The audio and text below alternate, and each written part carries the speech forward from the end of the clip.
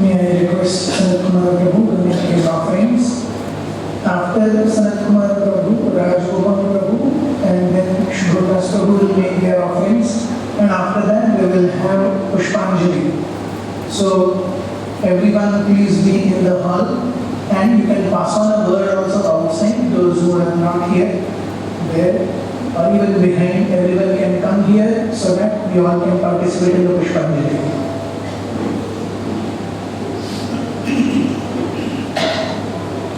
Hare Krishna.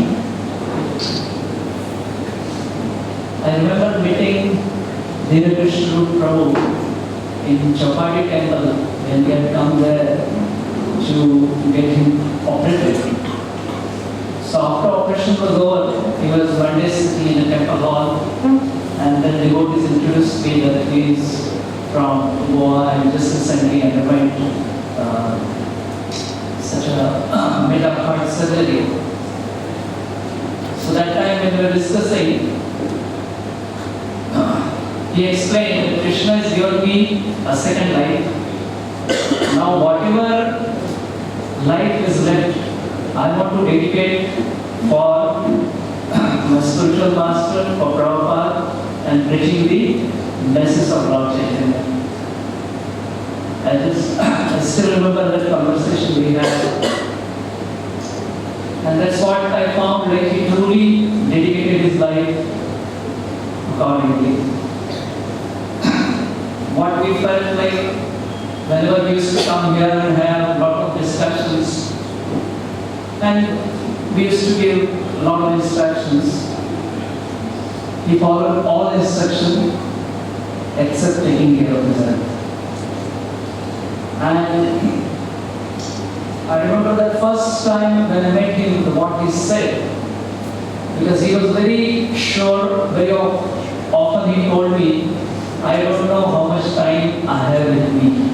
So whatever time I have, I will use it in Krishna consciousness. And that's what he did. Whatever energy, little energy he had, immediately he used it in Krishna service. And that's what many people do. Some people may be thinking that if you had taken nice care of health or this or that. But there are certain categories of people who will always preach Krishna consciousness in the great zeal, knowing anytime death can come. And what's the use of having good health if you cannot use it in Krishna service? And then Krishna gave us his nice association to us for these many years. It was a very glorious association, very inspiring, loving. And as Krishna's will, he is independent. He has taken him back. So the thing is, it is very difficult to go through this period. In a sense, like especially the parents and the family, because I remember in Chaitanya Charitamrita it is said like when Chaitanya Mahaprabhu wanted to take the sannyas, that time he gave the indication while speaking, he was talking about Srivas Thakur, that when Srivas Thakur he lost his son, but he did not let that news go out so that there is no disturbance in Chaitanya Mahaprabhu's mind. So Chaitanya Mahaprabhu was saying that to lose a son is such a great pain to the heart of a father. And that's how even Dashrath Maharaj could not bear that pain and he left. And Chaitanya Mahaprabhu was saying that I will have to give up the association of such a devotee who cared and loved so much for me. So it's very difficult to speak on the memorials of the devotees who are much younger to us in age. When we see like they have achieved so much and we feel so much pain that suddenly they have left us. But definitely he was the general in the army of Srila Prabhupada's preaching movement. And Srila Prabhupada must be having a definite plan to use him somewhere. A person like the Krishna Roop Prabhu, where his aspiration will be, wherever there is a need for Srila Prabhupada's movement, he would be there serving on behalf of Srila Prabhupada. And then a lot of good qualities have been mentioned. Because of the list time, we will not be able to repeat those. But one thing which I observed, that he made such a nice Vaishnava relationship with each other, is because of the caring principle that he had. Because people don't care how nice sermons you give, how nice talks you give, until they know how nicely you are taking care of them. This is the cardinal principle all of us has to observe. Relationship will not build unless person has a faith that you take care of them. And I think this good culture you must have got it right from your childhood in upbringing in such a wonderful family, and which he continued, which blossomed more when he became Krishna consciousness. And this is the key point of success he had in his preaching movement. There are very few preachers who could achieve such a tremendous success in such a short period of time, and is able to keep all the devotees, whether senior or older devotees, college students, or foreigners, all kinds of people, he could preach and keep them happy because of the genuine Vaishnava qualities. And whatever Goa has progressed, definitely all of you have played a major role. The success goes to all of you. At the same time, he was one of the generals who gave the proper guidance to all of you, took nice care of you. And when such a illustrious personality leaves, it's not so easy to fill up the vacuum. Because they create such a big vacuum that it's not easy for us to fill it up. So the challenge that lies in front of all of us is how we can continue with the same zeal, if not at least maintain what we have. And the last, what I feel, the Krishna Roop Prabhu definitely made his life in such a way that his spiritual master, His Holiness Raghunath Swami Maharaj, as well as Srila Prabhupada, must be very proud of his life. Because every energy that he had, he utilized in giving Krishna to others. And such devotees are always dear to Guru and Guru. I also learned many good qualities from him. The main thing was, as many devotees mentioned, he was such a dependable person. And actually, if you want any work done, you have to tell the person who is the most busy. Because he has a capacity to get things done. Because they always keep the others' comfort as a top priority. And it was such a short but glorious life which will keep on giving inspiration to all of us.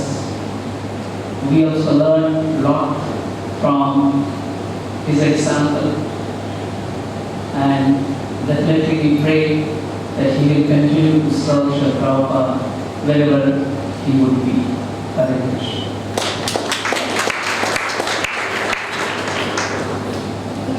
Thank you, Sanat Kumar Prabhu. May I request Shyamurthy Prabhu to make his offering?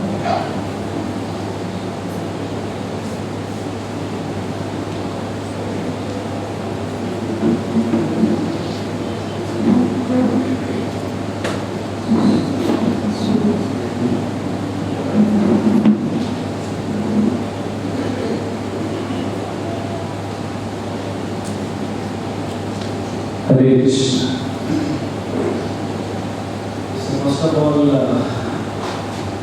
I would like to beg forgiveness from His Destiny Krishna Guru because we spent our time almost a decade, more than 15 years together. And then during our college days, we studied together.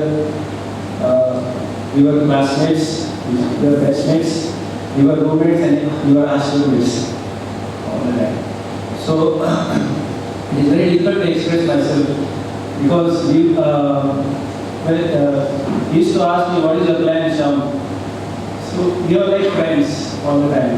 So he never used to open his plan, and I also never open my plans. So obviously my plans with me. So he used to ask me, "What is your plan?" So I said that I will reveal it to you whenever this the time permits. So like that he used to ask me. And one day he told me that whenever I leave my body, you have to sing for me. So that was the last wish he told me about. Just sing for me. So we were together in the college days. We used to go for preaching together. Whenever we were in the ashram, we used to dance together, chant together, eat together, and spend most of our time together. That was the thing.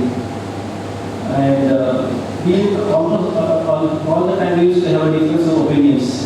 He had some sets of ideas, and I had some sets of ideas together. So, but that is never hampered our relationships. We always had good relationships with each other. So in that way, we were very intimately connected to each other. So just few months back, he came to Bangalore, and I'm in Bangalore. So he told me that I want to meet you, but I could not meet him because I have some service in Chennai, some senior tourist road. Unfortunately, I could not meet in Bangalore. So that was the thing. That was the last wish. I think so. That was the last time I spoke to him on the phone. So we had, just like Thomas Guru told, that the equals, like they are like friends. They are like friends. We share. Sometimes he used to come and he used to challenge me. Because we are always like in a preaching mood. He used to challenge me that let us fight. Let us have a physical fight. So then I will show my thing, what do you call it? The strength. And he used to come and he said that I'm a hard patient, the same like Shams said. I'm a hard patient, and he used to hug me like this. So like that, so many intimate pastimes, intimate relationship we had. This is a very short time. I could not express myself because I lost my most intimate friend. Because almost we had spent our life 15 years. Just imagine 15 years together during our college days. What he was before and what he was now, what he is now, is completely a shift. It's called paradigm shift, complete shift. What he was before. Although I came before him in Krishna consciousness, but the Krishna consciousness, the Bhakti tradition he took so seriously. He has advanced much more than me. That was kind of, and he has contributed so much to the society. So that I could not do so much for the society he has done in his short lifetime. Years within these few years, he has preached so much. He has preached so much, so many people. He has touched the heart of so many people here. You can see today there are so many thousands of people who are gathering over here to speak the glories of His Krishna Prabhu. So today, if I were to speak, then this is my most unfortunate condition. So that's why I thought, first of all, I thought that I will not speak because it's not I'm very fearful about, what to speak about the Krishna Prabhu. So I thought he was my very close friend. So I thought myself that I'll speak about the Krishna Prabhu. So let's say, please, Krishna Prabhu, please forgive me whatever offenses I have made. Because in intimacy, there are so many things happens. You cannot even recognize what that person is. Now the person is gone, now we understand the value of the person. Hare Krishna.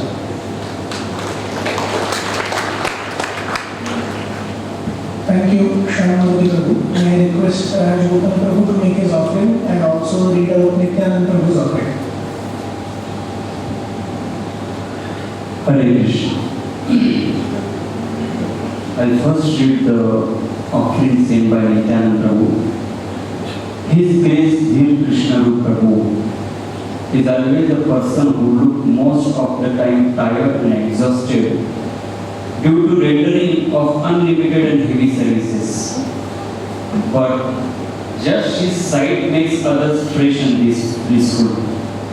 Even his clothes, due to his non-stop services like a warrior in the battlefield, doesn't always looks very clean, but his such a personality makes others clean and blissful like his heart. I often remember his Grace Jayanand Prabhu while seeing Dhir Krishna Rup Prabhu. Perfection of Krishna conscious brahmachari life. Grateful to you, Prabhu, for everything you have done for me. Missing you so much, Prabhu. You will be with us through your exemplary character. My humble prayers for you. Thank you, Prabhu, your humble servant, Nityananda Das. Second offering I would like to give on the behalf of Radha Gopinath Prabhu. Radha Gopinath Prabhu very much wanted to be here amongst us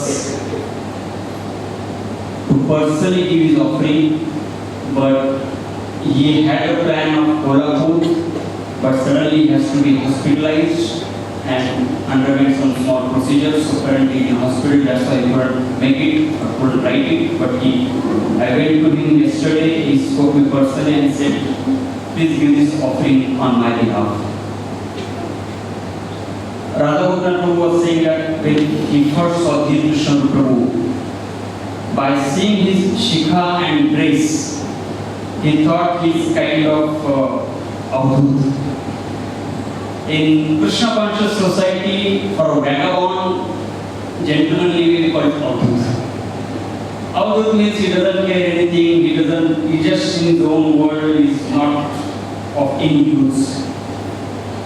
But when later on it was told to him that what services this person is doing, or what responsibilities he has taken on his head, how he is heading the projects, that time Radha Gopinath Prabhu said that I made a big blunder by just judging him on his external appearance. So he said mentally, now he is no more there, but I offer my forgiveness which I mentally committed against him. So Radha Gopinath Prabhu said to all of us, this is the one thing which at least those devotees who are remaining should be careful enough of not making a blunder of judging the person from externals. Externally he might be looking in that way, but we don't know who is he. So he said, that's my regards to him, that's my offering to him. मेरा खुद का offering मैं हिंदी में देना चाहूँगा, क्योंकि काफ़ी लोग यहाँ पर शायद इंग्लिश नहीं जानते होंगे, और मैंने विचार किया कि हिंदी में बोलूँ। वैष्णव इसकी व्याख्या जब हम किसी के बारे में, उस व्यक्ति के बारे में, वैष्णव के बारे में सुनते हैं, उनके गुणों के बारे में सुनते हैं, तब हमें पता चलती है वैष्णव क्या होगा। धीर कृष्ण रूप प्रभु, धीर, दो शब्द है, धीर और अधीर। धीर यानी कि बहुत संयम और अधीर यानी कि उतावलापन। धीर कृष्ण रूप प्रभु के बारे में कम से कम मेरा स्वयं का अनुभव ये रहा कि उन्होंने दोनों का प्रदर्शन किया, धीरता का भी प्रदर्शन किया, अधीरता का भी प्रदर्शन किया। धीरता का प्रदर्शन किया जब कोई समस्या हो, संकट से जूझना हो, या कुछ काम, जैसे बहुत सारे भक्तों ने बताया कुछ गवर्नमेंटल काम वगैरह करके लेना हो, उसके बारे में उन्होंने धीरता का प्रदर्शन किया और अधीरता का भी प्रदर्शन किया उन्होंने। जैसे कभी भी मैं मिलता था, 2-3 बार कम से कम हमारा वार्तालाप हुआ, तो बताते थे प्रभु जी मेरे जीवन रेखा बहुत कम है, बहुत जल्दी मरने वाला हूं, इसलिए बहुत जल्दी कृष्ण कॉन्शियसनेस में मुझे मंदिर होना है। ये अधीरता का प्रदर्शन है। या कोई भक्त कह रहा था कि उनको कहते थे कि अरे अगले साल का भी डोनेशन आप ही दे दो क्योंकि मैं जिंदा रहूं मुझे पता नहीं। ये अधीरता का प्रदर्शन है। तो उन्होंने धीरता और अधीरता, या कोई व्यक्ति अगर कृष्ण भावना को स्वीकार जल्दी नहीं कर रहा है तो अधीर होते थे, प्रभु जी अभी तक कुछ नहीं कर रहे हैं, अभी तक कुछ नहीं हो रहा है। तो दोनों प्रदर्शन उन्होंने अपने जीवन में किया, इसलिए मैं उनको धीर और अधीर, तो उनका जो नाम है वो सही में सार्थक नाम है। और दूसरा धीरा धीर जन प्रिय प्रिय करो, ये भी हमारे षड्भुसमेष्टकम में लिखा हुआ है कि किस तरह से सबको प्रिय थे। हर किसी ने उनके बारे में बताया, छोटों से लेकर बड़े तक सबसे प्रिय थे। कौन सा व्यक्ति सबको प्रिय हो सकता है? जो व्यक्ति अपने हृदय में दूसरों के प्रति मात्सर्य भाव नहीं रखता, वही सबको प्रिय हो सकता है। मत्सरता जो है हमारे हृदय में अगर रहेगी तो हम सबसे पहले दूसरों को प्रिय होना, जब हम दूसरों के भक्तों को प्रिय होते हैं तभी हम भगवान को प्रिय हो सकते हैं। और जब मत्सरता रहेगी तो हम दूसरों के प्रति प्रेम भाव जागृत नहीं कर सकते, उनको प्रिय नहीं हो सकते, तो भगवान को प्रिय होने की बात तो बहुत ही दूर है। तो धीर कृष्ण रूप प्रभु के जीवन से ये भी मैंने देखा कि हर किसी के साथ संबंध है, यहाँ तक कि किसी के साथ अगर कुछ मतभेद है, उस मतभेद के बावजूद भी संबंधों में कभी कड़वाहट नहीं। ये बहुत ही महत्वपूर्ण है। महाभारत में हम दिखाए, एक उदाहरण में पढ़ रहा था, सुन रहा था, बहुत सुंदर है कि जब कृष्ण और अर्जुन मिलकर उन्होंने जब खांडवप्रस्थ के उस जंगल को, अग्नि को खाने के लिए मदद की और इंद्र जो है वर्षा करने लगे, वहां पर अर्जुन इंद्र को पराजित करते हैं और अर्जुन के द्वारा इंद्र पराजित होने के बाद इतने संतुष्ट होते हैं कि वो कहते हैं मैं बहुत संतुष्ट हो गया, कुछ वरदान मांगो। इस जगत में देखा जाता है जब किसी का पराजय होता है तो जो पराभूत व्यक्ति को कभी संतुष्ट नहीं रहता, क्योंकि उसके अहंकार को ठेस पहुंचती है।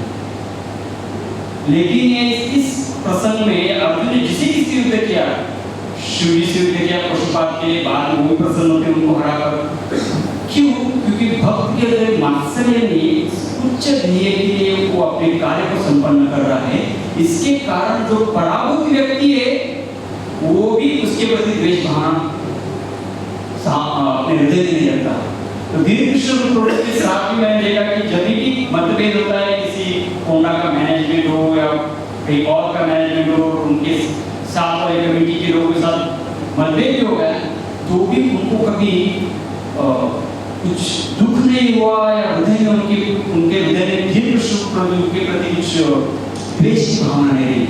क्योंकि उद्देश्य बहुत ही स्पष्ट था, प्रभुपाद के आंदोलन को किस तरह से आगे लेके जाए। ये नहीं कि मेरा सही है आपका गलत है, आपका सही मेरा गलत है, ये उद्देश्य नहीं था। तो कभी उन्होंने, मैं जब भी आता था कभी कंप्लेन नहीं किया किसी के बारे में। किसी के बारे में बताना भी होता था कि XYZ और कोई भक्त है वो ऐसा कहता है, लेकिन ये वाक्य कहने के बाद तुरंत वो कहते थे शायद वो उस परिस्थिति में ना होगी इसलिए वैसा कहता है, जस्टिफिकेशन भी देते हैं। ऐसा नहीं कि ये व्यक्ति गलत है, इसको ये करो उसको वो करो, कभी ऐसा नहीं उनके मुंह से सुना नहीं। और एक तथाकथित वरिष्ठ भक्त करके पोजीशन दिया हुआ है, इसलिए मुझे हमेशा लगता है कि इसे हर एक महीना 2 महीने में आता हूँ कि प्रभु जी ये बहुत अच्छा ग्रुप है, इनको भक्ति में आगे लेके जाने के लिए यात्रा लेके जाना पड़ेगा, आपके अनुमति है। तो बार बार लेकिन 2-3 बार मैंने वो कहा कि इतना यात्रा मत करो, तो नहीं प्रभु जी देखो कैसा है, हर एक ग्रुप का अलग समय रहता है, उनका अलग अलग लेवल रहता है, तो क्या है उसकी सीरियस नहीं हो सकता, इसलिए मुझे लेके जाना पड़ता है। ऐसा नहीं कि मुझे घूमने का शौक है, मुझे उनके लिए जाना पड़ता है। तो मैं हार मानता था, मैं तो ठीक है जाओ भाई।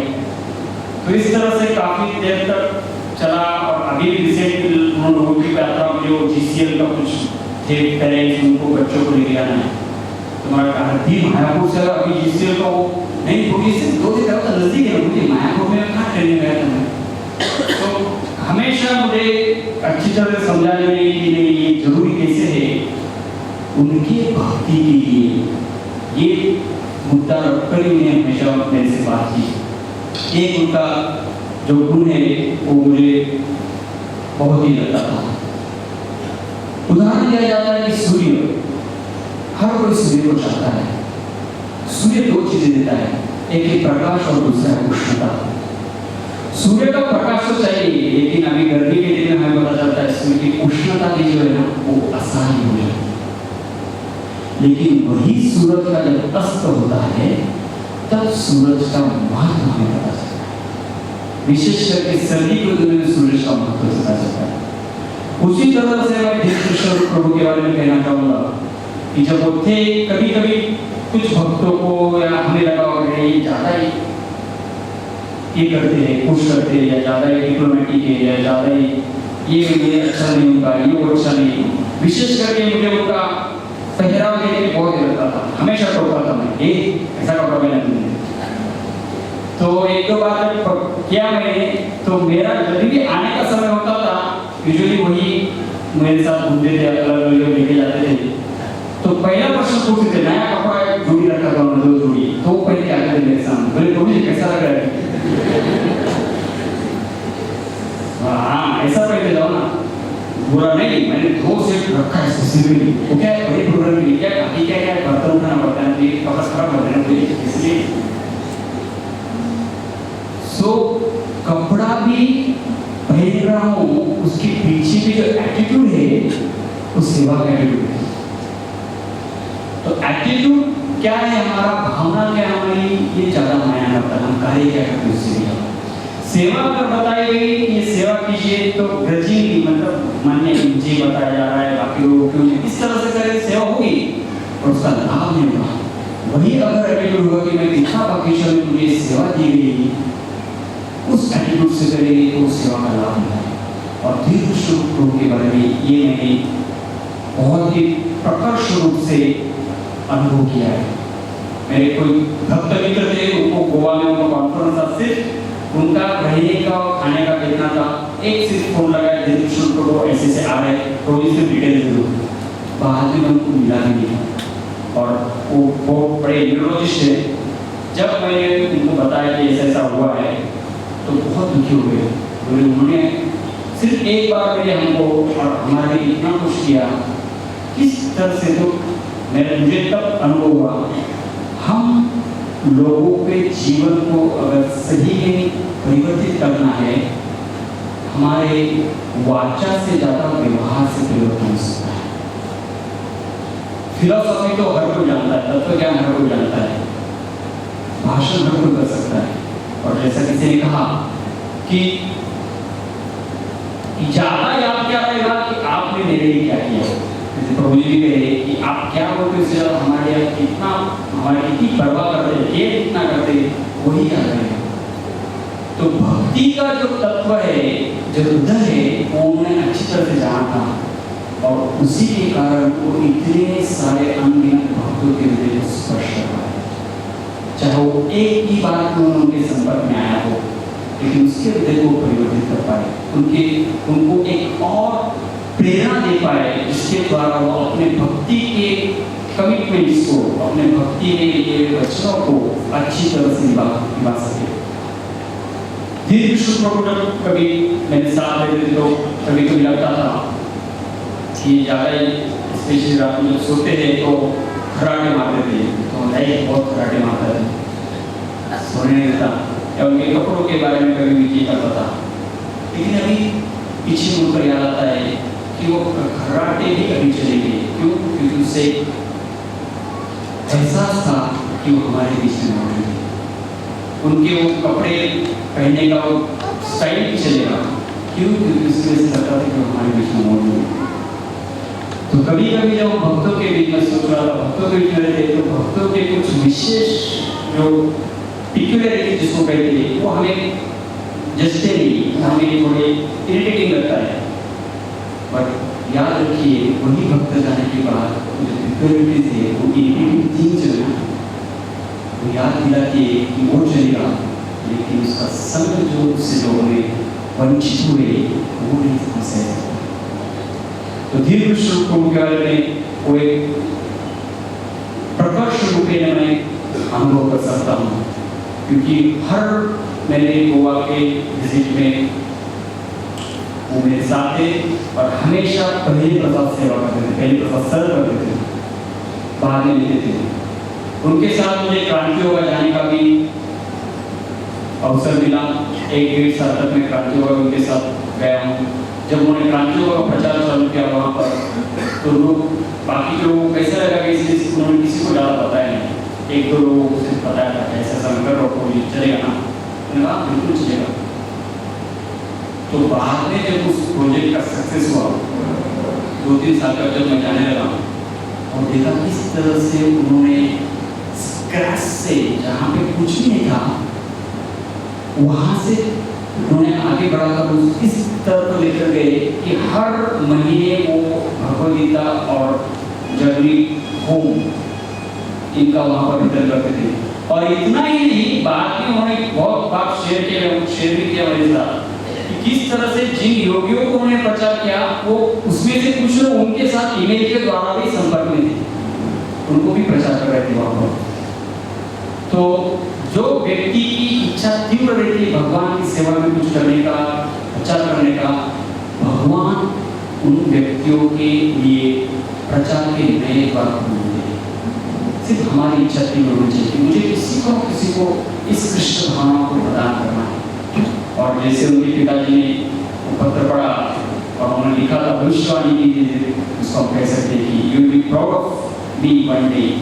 तो जरूर मुझे लग रहा है कि उनके पिताजी को आज बहुत गर्व महसूस हो रहा होगा इतने सारे भक्तों के मुख से उनके बारे में गुणगान सुनने के बाद, केवल उनके पिताजी को नहीं, हम सबको उनके ऊपर गर्व महसूस हो रहा है कि ऐसे एक भक्त थे हमारे बीच में। और कहा जाता है जैसे जो भी इतिहास में देखेंगे हम, संत जब हुए जो उस समय पृथ्वी पर धरातल पर जब थे, तब तक कोई को संत नहीं रहता था। तब को हर कोई उनको तकलीफ देता, चाहे संत तुकाराम हो, ज्ञानदेव हो, कोई भी संत का उदाहरण नहीं। और जाने के बाद जब उनके गुण उभर कर आते हैं, तब लोगों को लगता है कि हम किसके बीच में रह रहे थे। मेरी सबसे विनती है और मुझसे खुद से भी विनती यही है कि जब हम भक्तों के बीच में रहते हैं, सामान्य समझकर हम उनके साथ व्यवहार नहीं करना चाहिए। तो जाने के बाद हमें लगता है बहुत ये तो बहुत गलती का है। फ्रैंकली स्पीकिंग, आपके सामने कन्फेस करने में प्रॉब्लम नहीं है। यहाँ पर बैठकर मैं बहुत कुछ उनके पहलू जब सुने, प्रतिबंध के उनके गुण को मैंने सुना, तो मुझे लगा मैं तो उनको सिर्फ एक एंगल से जानता था, मुझे मालूम नहीं था व्यक्ति कौन था, कौन था। इसने कितना योगदान दिया है रूपवादी आंदोलन में। और श्याममूर्ति तो वो अच्युत गोपाल लोगों ने भी पूछा कि 180 डिग्री टर्न हो गया, ये भक्त कैसे बन सकता है या ब्रह्मचर्य कैसे बन सकता है, ऐसा नहीं लगा।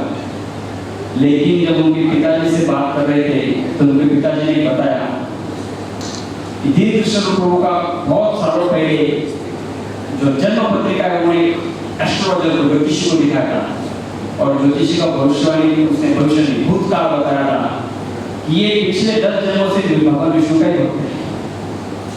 तो जो भक्ति आज हम देख रहे हैं उनका, या उनके जो गुण देख रहे हैं ना, तो सिर्फ एक जन्म की कहानी नहीं हो, इसके पीछे भी उन्होंने काफी कुछ किया हुआ है। तो इससे दूसरा सीख मिलता है, हम भी जो भक्ति कर रहे हैं वो कभी व्यर्थ नहीं जाने वाली। एक कन्विक्शन मिलता है, इस जो जीवन में हम भक्ति कर रहे हैं, ये भक्ति हमारे अगले जीवन में भी हमें सहायक होगी। तो इसी के साथ मैं धीर कृष्ण प्रभु से मेरे अनगिनत क्षमा अपराधों की क्षमा मांगकर मेरी श्रद्धांजलि को विराम देता हूँ। हरे Krishna. Thank you, Rajgopal Prabhu. May I request Shubhalas Prabhu to do the conclusive offering.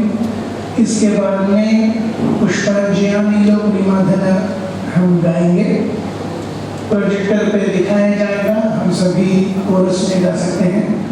और जियानिलो प्रेमाधना के बाद महामंत्र जब शुरू होगा, कतार से सब डिवोटीज आगे आ सकते हैं। यहाँ पे फूलों की पंखुड़ियाँ हैं, यहाँ से ले हमारे वॉलंटियर्स रहेंगे। आप फूलों की पंखुड़ियाँ लेके स्टेज पर जाएं, धीर कृष्ण प्रभु के पोर्ट्रेट पर अर्पण करें और इस तरह से नीचे आ सकते हैं। जियानिलो प्रेमाधना के बाद जब महामंत्र चालू होगा तो लाइन से ऊपर जाकर अर्पण करके नीचे आ सकते हैं। उसके बाद प्रसाद होगा। हरे कृष्ण। हरे कृष्ण। तो अंडरस्टैंडिंग हिंदी।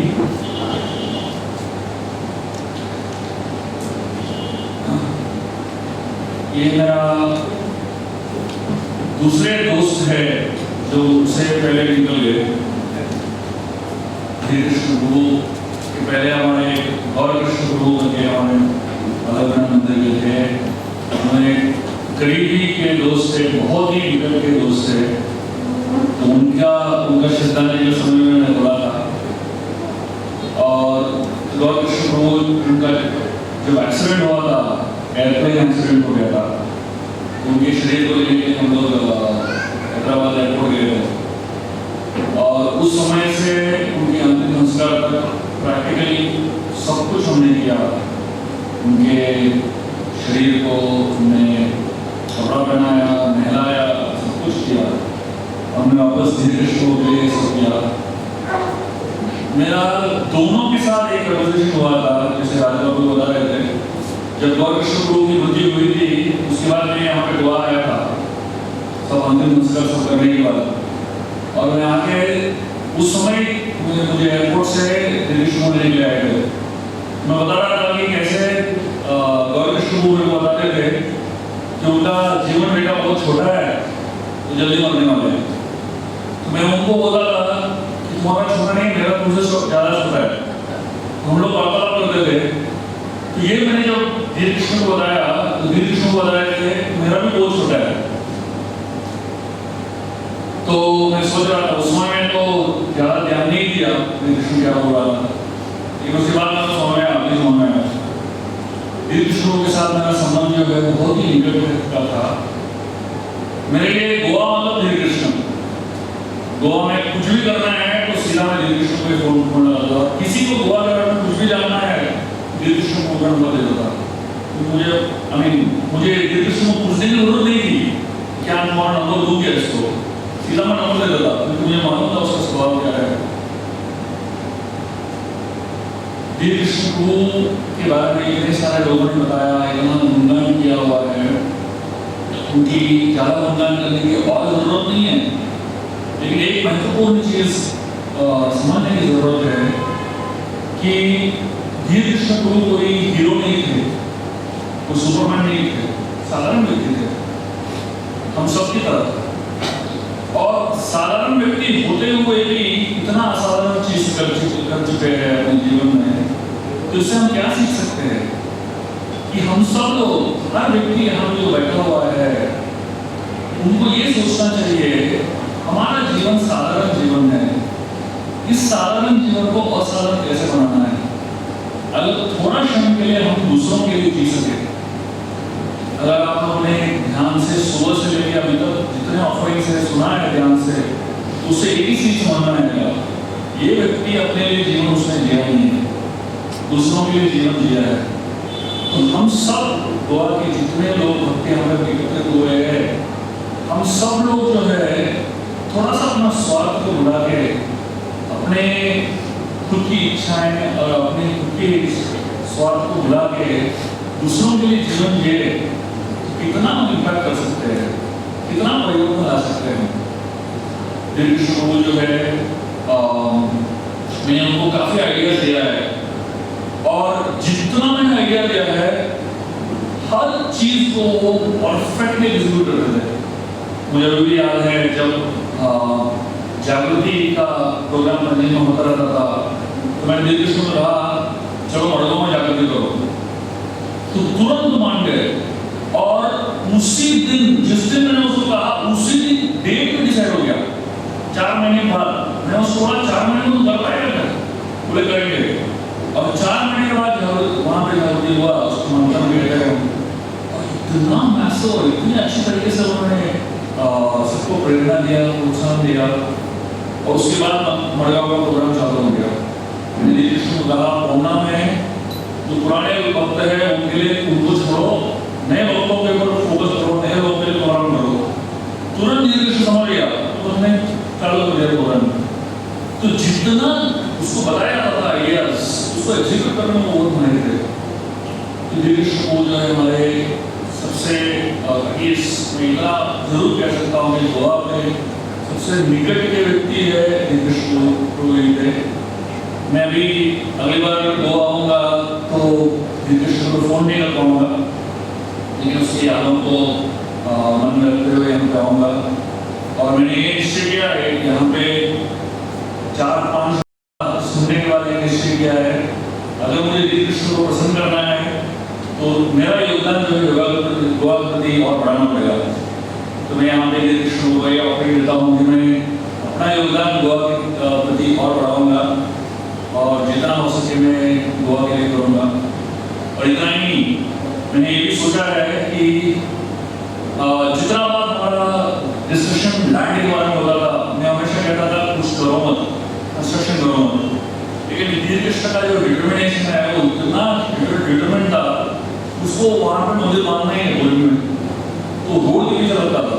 तो मैं उसको बताया कि अगर तुमने रोड सही में बना लिया तो मैं मंदिर पर फोकस कर सकता हूँ, लेकिन जब तक रोड नहीं बनाएगा तब तक मेरे को मुझसे मंदिर के बारे में बात मत करो। तो उसने इतना फोकस लगा के रोड को बना दिया उसने। मैं सोच रहा था कि अगर हम सही में उस मंदिर को एक्सेस कर पाएंगे, वो लैंड को एक्सेस कर पाएंगे, वो रोड की वजह से ही है। इसलिए मैं सोच रहा था कि रोड का नाम कृष्ण नाम के बाद करना चाहिए।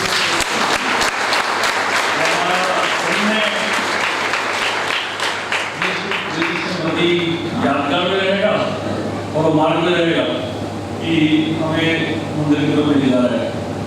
तो आइए आज हम कृष्ण के बारे में मनन करते हुए, उसके गुणों के बारे में मनन करते हुए, उससे ज़्यादा सबसे महत्वपूर्ण चीज़ है ये समझते हुए कि वो साधारण व्यक्ति था।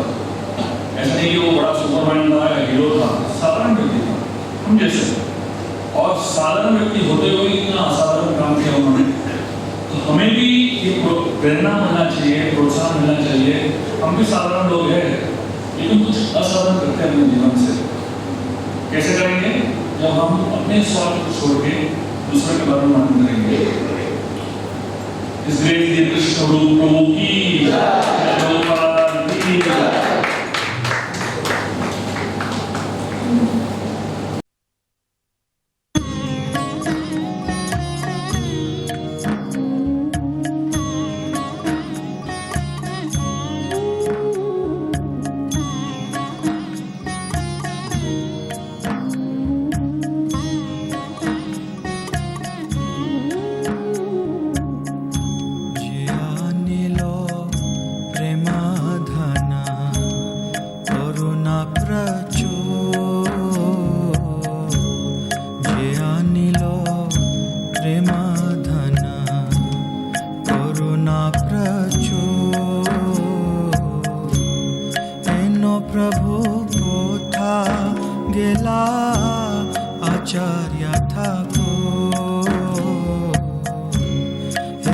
प्रभु कोथा गेला आचार्य था को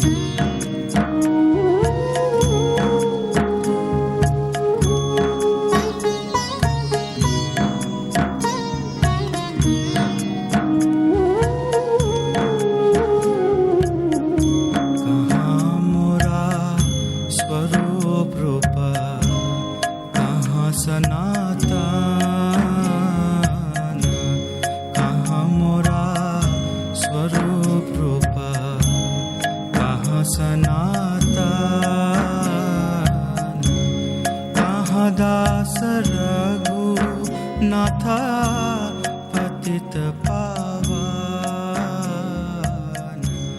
कहाँ दास रघु नाथा।